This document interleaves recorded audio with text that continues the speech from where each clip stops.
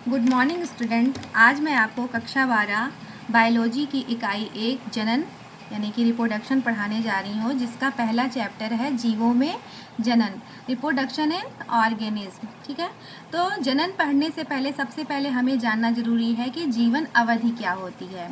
तो जीवन अवधि को हम इंग्लिश में लाइफ स्पैन कहते हैं।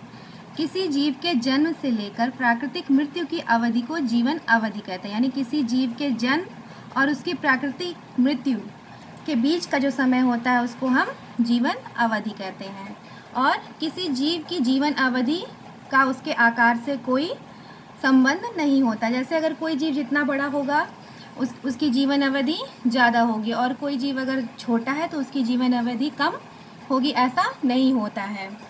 ठीक है, तो यहाँ पे हमने कुछ उदाहरण लिए हुए हैं और उनकी जीवन अवधि को दिखाया गया। जैसे फसली पादप में गेहूँ, धान, मक्का, इनकी जो जीवन अवधि है वो 4 से 6 माह होती है। गुलाब की 10 वर्ष, केले की 25 वर्ष, मनुष्य की 100 वर्ष, लेकिन अब वर्तमान में 60 से 70 वर्ष हो गई है, और गाय की 26 वर्ष है।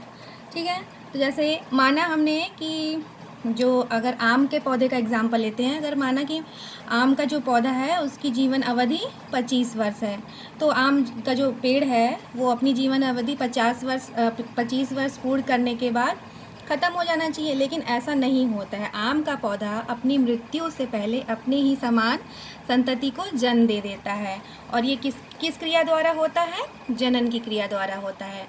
तो जनन को हम यूँ समझ सकते हैं कि एक पीढ़ी का या अपने ही समान नई संतति को उत्पन्न करने की क्रिया जनन कहलाती है। अब हम जनन को डिटेल में समझते हैं। तो क्वेश्चन आता है कि जनन क्या है। जनन यानी कि रिप्रोडक्शन प्रत्येक जीव का अपने समान ही नया जीव या संतति उत्पन्न करना जनन कहलाता है। प्रत्येक जीवधारी अपने ही समान नए जीव उत्पन्न करते हैं और उसको हम जनन कहते हैं। और जनन की क्या विशेषता है कि जनन के द्वारा पीढ़ियों में निरंतरता बनी रहती तथा किसी जीव की मृत्यु होने पर उसकी जाति का अस्तित्व बना सकता है। जैसे मनुष्य है, उनका एवरेज क्या है? लाइफ 60 से 70 वर्ष है, तो यानी 60 साल पूरा करने के बाद जो मनुष्य की मृत्यु वो हो जानी चाहिए। लेकिन ऐसा नहीं है, मनुष्य ने अपनी मृत्यु से पहले ही अपने समान नई संतति को उत्पन्न किया, जिससे उसकी जो वंश है या जो पीढ़ी है वो आगे बढ़ गई। ठीक, तो अब हमने जाना जनन के बारे में। अब हमें पढ़ना है जनन के प्रकार, टाइप्स ऑफ रिप्रोडक्शन। तो जनन के 2 प्रकार होते हैं। एक पहला अलैंगिक जनन, जिसे एसेक्सुअल रिप्रोडक्शन बोलते हैं, और दूसरा लैंगिक जनन यानी सेक्सुअल रिप्रोडक्शन। तो हम लैंगिक जनन को डिटेल में पढ़ते हैं कि अलैंगिक यानी इसमें सिर्फ एक लिंग की आवश्यकता होती है। तो इसको हम समझते हैं कि वह जनन जिसमें 2 जीवों की भागीदारी नहीं होती, ऐसा जनन जिसमें 2 जीवों की भागीदारी नहीं होती, केवल एक जीव, एक इंडिविजुअल ही अपने समान संतति को उत्पन्न करते हैं। ठीक है, इसमें एक जीव द्वारा ही संतान उत्पत्ति संभव है, और इसमें उत्पन्न संतति पेरेंट के समान होती है, यानी इनसे जो संतति उत्पन्न होती है वो हूबहू अपने पेरेंट्स के समान होती है, यानी अपने पेरेंट्स के एकदम आइडेंटिकल होती है, और वो आनुवांशिक रूप से भी समान होते हैं। ठीक, तो इनसे जो संतान उत्पन्न होती है उन्हें क्लोन कहा जाता है।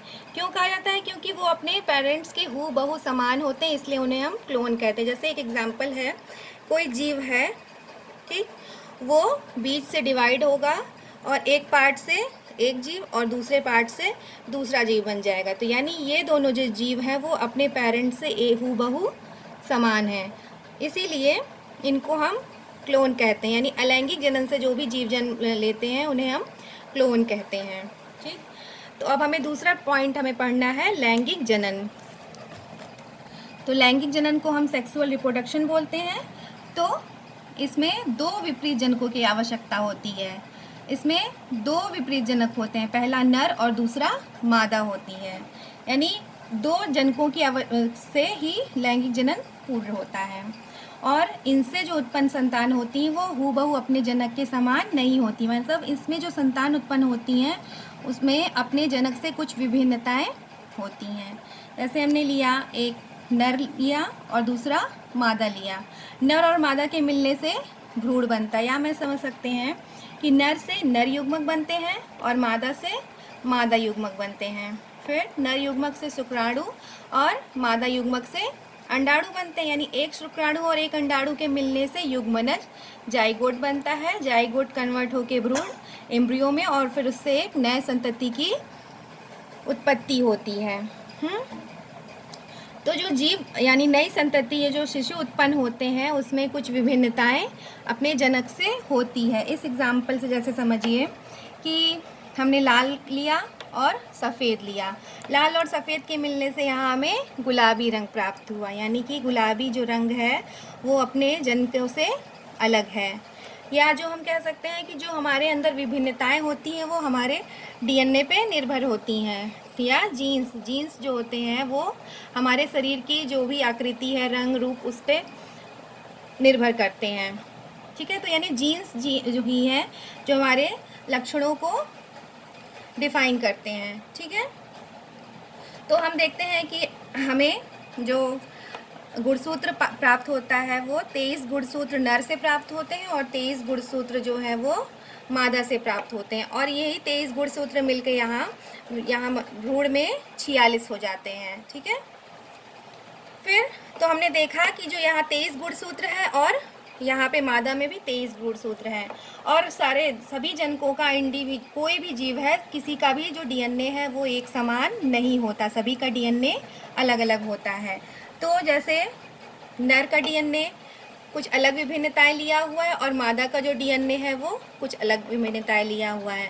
तो इन दोनों के डीएनए के मिलने से जाइगोट में दोनों के डीएनए से मिलने से विभिन्न तरह की विभिन्नता मिलेगी और फिर इससे वो डीएनए उनके शिशु में आ जाएगा। यानी कि दोनों के डीएनए के मिलने से यहाँ एक दूसरे तरह का डीएनए प्राप्त होता है। और यही डीएनए क्या करता है, लक्षणों को परिभाषित करता है, यानी हाथ की लंबाई, शरीर की लंबाई, आँखों का रंग। ठीक है, तो उसकी वजह से इन जो जनकों में जो लक्षण होते हैं वो उनके शिशु में आधे आधे प्राप्त होते हैं। ठीक है, तो क्वेश्चन अब यहाँ ये आता है कि विभिन्नता किस प्रकार के जनन में दिखाई देती है। तो आंसर इसका ये है कि लैंगिक जनन में विभिन्नता दिखाई देती है। अब हम लैंगिक जनन की परिभाषा कैसे लिखते हैं, इसको आप नोट भी करते जाइएगा कि इसमें दो भिन्न जीवों की भागीदारी आवश्यक है। इसमें दो भिन्न जीवों की भागीदारी आवश्यक है। इसमें नर तथा मादा दो भिन्न जीवों के सहयोग या मिलने से संतति का निर्माण होता है, अर्थात यह आनुवांशिक रूप से भिन्न होती हैं, इसे लैंगिक जनन कहते हैं। यहाँ कह रहा है कि आनुवांशिक रूप से भिन्न होती हैं। हमने बताया कि जो जीन है वो लक्षणों को एक पीढ़ी से दूसरी पीढ़ी में हस्तांतरित करता है, इसलिए यहाँ पे कहा जा रहा है कि ये आनुवांशिक रूप से भिन्न होती हैं। ठीक है, तो इसको आप नोट कर लीजिएगा। अब हमने अलैंगिक जनन और लैंगिक जनन के बारे में पढ़ा। अब हमें आपकी जो बुक है उसमें लैंगिक जनन को डिटेल से पढ़ना है, फिर लैंगिक जनन के प्रकार पढ़ने हैं। तो अलैंगिक जनन को हम एक बार फिर से नोट लिखते हैं और इसको आप अपनी कॉपी में भी नोट करते जाइएगा। प्रत्येक जीव के जीवन का प्रारंभ एक कोशिका से होता है। यदि यह एक कोशिका एक ही जनक द्वारा प्रदान की गई तो इसे अलैंगिक जनन कहते हैं, यानी जो जनक है वो एक ही कोशिका है और उससे जो जीव उत्पन्न हो रहे हैं उसके द्वारा अलैंगिक जनन होता है। फिर अलैंगिक जनन में बनी संतति आपस में तथा जनकों से समानता रखती है। अलैंगिक जनन में जो बनी संतति होती है वो आपस में और जनकों से समानता रखती है। जैसा हमने यहाँ इस चित्र में देखा कि ये दोनों जो अलैंगिक जनन से उत्पन्न संतति हैं वो आपस में भी समानता रख रही हैं और अपने जनक से भी समानता रख रही हैं। ठीक है, और समानता इसलिए कहा जा रहा है कि अगर ये कोई जीव है उसमें डीएनए है और वो डीएनए द्विगुणित होगा, द्विगुणित होकर वह बीच से दो भागों में टूटेगा। तो इसका इस भाग से, यानी पहला भाग और ये दूसरा भाग, तो पहले भाग से जो जीव का शरीर है उसमें ये डीएनए जाएगा और जो दूसरा भाग है उससे दूसरी संतति होगी और उसमें ये वाला डीएनए। तो यानी ये डीएनए अपने पेरेंट से हूबहू समान है, इसमें कोई भी विभिन्नता नहीं आई, इसलिए हम इसको क्लोन कहते हैं। ठीक है, आज के लिए इतना ही। नेक्स्ट टॉपिक में या नेक्स्ट वीडियो में हम लोग अनैंगिक जनन के प्रकार और उनकी विधियाँ पढ़ेंगे। Thank you.